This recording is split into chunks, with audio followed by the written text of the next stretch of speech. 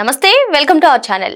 ఇది కొత్త పలుకు కాదు చెత్త పలుకు అంటూ ఏబిఎన్ రాధాకృష్ణ పైన వైసీపీ నేతలందరూ కూడా మండిపడుతున్నారు. మరి రాధాకృష్ణ పైన వ్యక్తిగతంగా టార్గెట్ చేస్తూ వరుసగా ప్రెస్ మీట్లు పెట్టడాన్ని ఏ విధంగా చూడాలి తెలుసుకునే ప్రయత్నం చేద్దాం. దీన్ని విశ్లేషించడానికి మనతో పాటుగా ఉన్నారు సీనియర్ జర్నలిస్ట్ డివి శ్రీనివాస్ గారు. నమస్తే సార్. నమస్తే. ఆర్కే కొత్త పలుకు కాదు ఇది చెత్త పలుకు అంటూ వైసీపీ నేతలు వరుసగా ప్రెస్ మీట్లు పెడుతున్నారు సార్. అటు కారుమూరి నాగేశ్వరరావు అయినా కాకాని గోవర్ధన్ రావు అయినా రాచమల్లి శివప్రసాద్ కానివ్వండి, మొత్తానికి ఆర్కే గారిని పర్సనల్ అటాక్ చేస్తూ వారు పెట్టినటువంటి ప్రెస్ మీట్ ని ఏమనాలి, మరి నిజంగా ఆయన మాట్లాడిన దాంట్లో తప్పుందా, వీకెండ్ బై ఆర్కే కామెంట్స్ లో తప్పున్నాయా, మరి ఇప్పుడు వైసీపీ నేతలు చేస్తున్నటువంటి కామెంట్స్ ని ఎలా చూడాలంటారు? పలుకు గొడ్డలిగా తగిలిందా అంటే అక్షరమే ఆయుధం అంటాడు ఆయన. ఎవరు ఏబిఎన్ వాళ్ళదేంటి వాళ్ళ యొక్క లోగో. ఇవాళ కొత్త పలుకు జగన్మోహన్ రెడ్డికి ఆయన పార్టీకి లేకపోతే వీళ్ళందరూ ఈ నాయకులందరికీ ఒక గొడ్డలి దెబ్బలాగా తగిలిందా? ఎందుకంత కంగారెత్తిపోతున్నారు? మామూలుగా నాకు నీ మీద కోపం వస్తే వీడియోగ్రాఫర్ మీద పడితే నేను ఎవరిని తిట్టాలి? నా కోపం వస్తే నిన్ను తిట్టాలి కదా. నేను వీడియోగ్రాఫర్ని తిడితే ఏమంటారు? దాన్ని అత్త మీద కోపం. ఇప్పుడు జగన్మోహన్ రెడ్డి మీద అక్కసు పట్టలేక ఆర్కే మీద పడుతున్నారా? మీరు నిజంగా జగన్మోహన్ రెడ్డిని ఏమన్నా అక్కసు కక్కాలంటే ఆయన మీద కదా కక్కాల్సింది. మావిగన్ ఏంటి మావిగన్ ఏంటరా నాయన? ఆ ప్రపోజల్తో నువ్వేంటి ఇవాళ అసలు మా భవిష్యత్తునే అంధకార బంధురం చేసావు. నిన్ను నమ్ముకున్నందుకు మాకు ఇది అంటూ నువ్వు తిట్టాల్సింది, నువ్వు క్వశ్చన్ చేయాల్సింది, టార్గెట్ చేయాల్సింది ఎవరిని? జగన్. ఇప్పుడు ఆయన ఏం రాశాడమ్మా? ఇప్పుడు ఆర్కే ఆయన కొత్త పలుకులో ఏమని రాశాడు? మెడకాయ మీద తలకాయ ఉన్నాడు ఎవరైనా, ఆ తలకాయలో గుజ్జున్నాడు ఎవరైనా, మావిగన్ అనే ప్రతిపాదన వాళ్ళు అసలు కామెడీ పీస్గా జగన్మోహన్ రెడ్డి మారాడు. మొత్తం అసలు దేశవ్యాప్తంగా ట్రోలింగ్ అవుతోంది. ఈ కాకాని గోవర్ధన్ రెడ్డి రాచమల్లు ప్రెస్ మీట్ పెట్టి ఏమంటున్నారు? మావిగన్ అని జగన్ అనగానే చంద్రబాబు గంట వణుకు పుట్టిందంట. మావిగన్ వల్ల మనకెంత నవ్వు వచ్చిందో కానీ ఈ వణుకు పుట్టిందన్న దానివల్ల ఇంకెక్కువ నవ్వు వస్తుంది. ఆయన కూడా నవ్వుకుని ఉంటాడు. ఏది అసలు రాసిన ఆ స్టోరీ చదివావా? ఆర్టికల్లు ఏమని రాశాడు ఆయన? జగన్మోహన్ రెడ్డి లాంటి ప్రత్యర్థి దొరకటం చంద్రబాబు అదృష్టం అనో ఏదో రాశాడు. నాకు అది నచ్చల.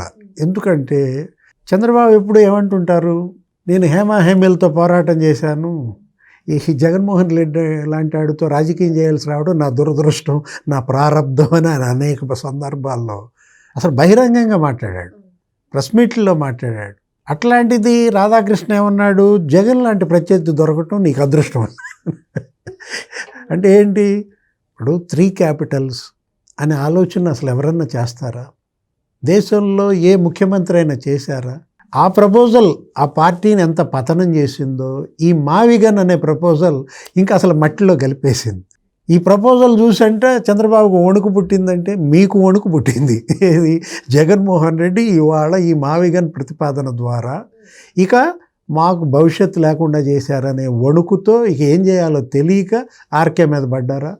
సార్ ఇక్కడ ఇంకో అంశం సార్, ప్రజాస్వామ్యంలో 4th పిల్లర్ మీడియా అంటారు సార్. మరి ఆ మీడియాలో తనకు అంటే అనాలిసిస్ చేస్తూ ఒక ఆర్టికల్ రాయడం, మరి తనని ఇప్పుడు వ్యక్తిగతంగా అటాక్ చేయడం ఎలా చూడాలంటారు అసలు? ఇప్పుడు ఆంధ్రజ్యోతిలో మళ్ళీ జర్నలిజం బ్రోకరిజం అనే పదాలు కూడా వాడుతున్నారు, దాన్ని ఎలా చూడాలంటారు? ఇక అది తప్పదు. మనం ఏ కళ్ళతో చూస్తామో అవి మన ఆలోచనలే తెలియజేస్తాయి. ఇప్పుడు బ్రోకర్ కంటికి అంతా బ్రోకరిజంగానే కనపడుద్ది కదా.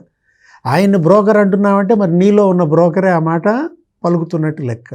ఇప్పుడు 40 ఏళ్ళ ఆయన జర్నలిజం, ఆ సంస్థలో ఆయన చిన్న ఉద్యోగిగా చేరాడు. ఇవాళ ఆ సంస్థ ఎండీగా మారాడు. కొన్ని వేల మందికి ఉపాధి కల్పిస్తున్నాడు. రాజీ లేని పోరాటం చేస్తున్నాడు.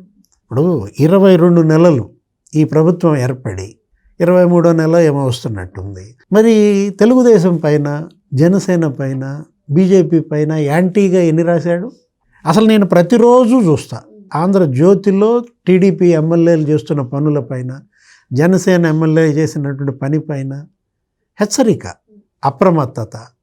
ఫలానా శాఖలో అవినీతి జరుగుతోంది, జాగ్రత్త పడండి, కట్టడి చెయ్యండి. లేకపోతే ఫలానా ఎమ్మెల్యే తప్పు చేస్తున్నాడు, గట్టు దాటాడు. ఇవి ఎన్నిసార్లు చూసామమ్మా? ఎంతమంది మీద రాశాడు? కొలికపూడి శ్రీనివాసరావు దగ్గర నుంచి మనం అటు జనసేన ఎమ్మెల్యే ఎవరో వసూలు చేస్తున్నాడనో, లేకపోతే అక్కడ ఎవరో దగ్గుపాటి ప్రసాద్ అనే ఆయన గురించో ప్రతిరోజు మనం చూస్తూనే ఉన్నాం కదా. అది తెలుగుదేశం పత్రిక ఎలా అవుద్ది? తెలుగుదేశం ఎమ్మెల్యేల మీద రాస్తుంటే ఇప్పుడు నిష్పాక్షికంగా ఆయన నమ్ముకున్నటువంటి జర్నలిజం వదిలిపెడుతున్నాడు. ఎవడు తప్పు చేసినా మన నీకు తేడా లేకుండా నిగ్గదీస్తున్నాడు, నిలదీస్తున్నాడు. అట్లాగే మీకు కూడా చెప్పాడు. ఏమని రాశాడు దీంట్లో? జగన్ చుట్టూ అనుకూల శత్రువులు దడిగడుతున్నారు. ఇప్పుడు జగన్మోహన్ రెడ్డి ఇవాళ నందంటే నంది, పంది అంటే పంది, మీ భార్యని మీ భార్య కాదు చెల్లి అని చెబితే వీళ్ళు కూడా చెల్లిగా భావించి గుడ్డిగా నమ్మి సంబంధం చూసి చేసేస్తారనో ఏదో రాసినట్టున్నాడు. ఆ ఒక్క మాట ఆ లాస్ట్లో ఉన్నది వీళ్ళకి పాపం బాగా తగిలిందా, లోతుగా తగిలిందా? అంటే గుడ్డిగా నమ్మి జగన్ ఏది చెబితే అది చేస్తున్నారు అనేది మిమ్మల్ని ఆయన అలర్ట్ చేయటం. మీ సొంత నిర్ణయాలు మీరు తీసుకోండి, జగన్మోహన్ రెడ్డి కూడా అది చెప్పండి. పార్టీ భవిష్యత్తు ఇవాళ సమాజంలో ఎవరైనా ఏం కోరుకుంటారమ్మా? ప్రభుత్వం ఉంది, అధికార పార్టీ ఉంది, బలమైన ప్రతిపక్షం ఉండాలి అని కోరుకుంటారు. ఎందుకంటే అప్పుడు ఫైట్.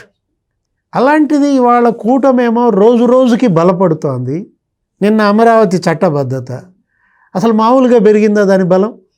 ఎప్పుడైతే లోక్సభలో ఆమోదం, రాజ్యసభలో ఆమోదం, ఇవాళ అసలు నోటిఫికేషన్ వస్తుందంటున్నారు, రాష్ట్రపతి భవన్కి వెళ్ళిపోయిందంట ఈరోజు. అంటే అమరావతికి చట్టబద్ధత తీసుకురావటం అనేది అది ఇవాళ ఆంధ్రప్రదేశ్ ప్రజలందరి ఆకాంక్ష. ఆ హామీ వాళ్ళు నెరవేరుస్తున్న దీంట్లో భవిష్యత్తులో మళ్ళీ ఎవరు దాన్ని అంటుకోవటానికి వీలు లేనట్టుగా కట్టడి. అలా అధికార పార్టీ బలంగా ఉన్నప్పుడు మీరెంత బలంగా ఉండాలి, ఎంత బలపడాలి, ప్రజల్లోకి ఎంత బలంగా వెళ్ళాలి. అబాసు పాలవుతున్నారు, ప్రతిదీ కూడా మిస్ఫైర్ అవుతుంది, బూమ్రాంగ్ అవుతుంది. దానికోసం ఆయన మిమ్మల్ని ఏదో హెచ్చరికగా తీసుకోవాలి, ఒక అప్రమత్తం చేసినట్టుగా భావించాలి. కానీ ఇప్పుడు ఒకటమ్మా, వైఎస్ఆర్ కాంగ్రెస్ పార్టీకి ప్రత్యర్థి ఎవరు? తెలుగుదేశం. జగన్మోహన్ రెడ్డికి ప్రత్యర్థి ఎవరు? చంద్రబాబు. లేకపోతే ఇప్పుడు మీరు చెప్పిన ప్రెస్ మీట్లు ఎవరు? కారుమూరి నాగేశ్వరరావు, అక్కడ ఎవరో తణుకు రాధాకృష్ణ అనుకుంటా, ఈయనెవరు? కాకాని గోవర్ధన్ రెడ్డి, ఆయనకు ప్రత్యర్థి సోమిరెడ్డి, చంద్రమోహన్ రెడ్డి. ఇతనెవరు? ఇప్పుడు ఈ రాయలసీమ రాచమల్లు శివప్రసాద్ రెడ్డికి ప్రత్యర్థి వరదరాజుల రెడ్డి. వాళ్ళ మీ ప్రత్యర్థులు రాధాకృష్ణ. ఇప్పుడు వీళ్ళ ప్రత్యర్థి ఎవరో కూడా వీళ్ళకి తెలియటం లేదా? రాధాకృష్ణ మీద మీరు పోరాటమా? ఆయన జర్నలిస్టుగా, లేకపోతే ఎడిటర్గా, ఒక ఛానల్, ఒక పేపర్ ఎండీగా, మీరు పొలిటికల్ లీడర్స్, పబ్లిక్ ఫిగర్స్, మీకు ఆయన ప్రత్యర్థి ఎలా అవుతాడు? అక్కడే మీరు బలహీనపడలా, అక్కడే మీరు వీకెన్ అవ్వాలా? అంటే దీన్ని అడ్డం పెట్టుకుని ఆర్కేని టార్గెట్ చేస్తే జగన్మోహన్ రెడ్డి ఏమైనా మీకు మెచ్చుకోలేదు, ఏమైనా కప్పుతాడా? అరే అప్పుడు ఇదే తప్పు. అధికారంలో ఉన్నప్పుడు మీ ప్రత్యర్థి ఎవరో మీకు తెలియలేదు, ఇప్పుడు అదే తప్పు చేస్తే ఆ రోజు జగన్మోహన్ రెడ్డి ఏమో నా ఎంట్రీకి కూడా బీకలేరు అన్నారు. ఇవాళ ఈ కాకాని గోవర్ధన్ రెడ్డి అదే అంటాడు, నా పిక్క మీద ఎంట్రీకి కూడా ఏదో పీకలేవు అంటాడు. అతనైతే ఆ రాచమల్లి శివప్రసాద్ రెడ్డి ఏదో 4 కోసి ఏదో ఊరగాయ పెడతామని ఏదో అంటాడు. మీ మాటల ద్వారా, మీ కామెంట్స్ ద్వారా మీరు మీ ఇళ్లల్లో ఆడాలని బయటేస్తున్నారు. రాధాకృష్ణ ఆర్టికల్లో ఎవరూ మహిళల పైన అసభ్యంగా ఒక మాట రాయలేదు, ఆయనేమి మహిళలను రోడ్డు మీదకి ఈడ్చలేదు. గుడ్డిగా జగన్మోహన్ రెడ్డిని నమ్మి నంది అంటే నంది, పంది అంటే పంది కాదు, కొంచెం వెన్నెముక ఉన్న నాయకులుగా మాట్లాడండి అని ఆయన ఇచ్చినటువంటి ఒక డైరెక్షనా, లేకపోతే సూచన. పాటిస్తే పాటించండి, లేకపోతే కొట్టుకుపోతారు, ఈ ఉప్పెనలో కొట్టుకుపోతారు. మరో అంశంతో మళ్ళీ కలుద్దాం. Thank you sir.